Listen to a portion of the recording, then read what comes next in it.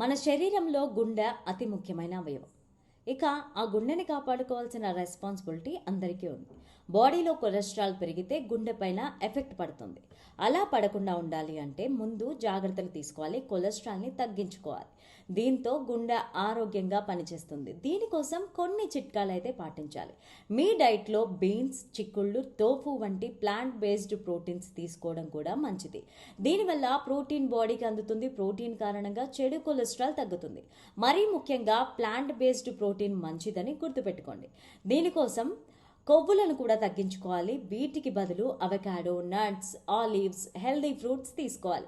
ఇది మంచి కొలెస్ట్రాల్ని పెంచి చెడు కొలెస్ట్రాల్ని తగ్గిస్తుంది. చేపలు, అవిసెలు, వాల్నట్స్ వంటివి ఒమేగా 3 ఎక్కువగా ఉండే ఫుడ్స్ తీసుకోవడం గుండె ఆరోగ్యానికి మంచిది. ఒమేగా 3 బాడీలో మంటని తగ్గించి గుండె పనితీరుని మెరుగ్గా చేస్తుంది. కాబట్టి వీటిని మీరు రెగ్యులర్గా చేసే డైట్లో చేర్చుకోవాలి. ఫైబర్ ఎక్కువగా ఉండే ఫ్రూట్స్ తీసుకోవాలి.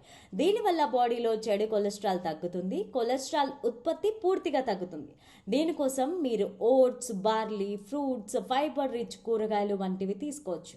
దీనివల్ల డైజెస్టివ్ సిస్టమ్ బాగా పనిచేస్తుందని గుర్తుపెట్టుకోండి. యాంటీ ఆక్సిడెంట్స్ ఎక్కువగా ఉండే ఫ్రూట్స్, వెజిటేబుల్స్ పుష్కలంగా తినడానికి ట్రై చేయండి. ఇందులో ఉండే యాంటీ ఆక్సిడెంట్ గుండె ఆరోగ్యానికి చాలా మంచిది.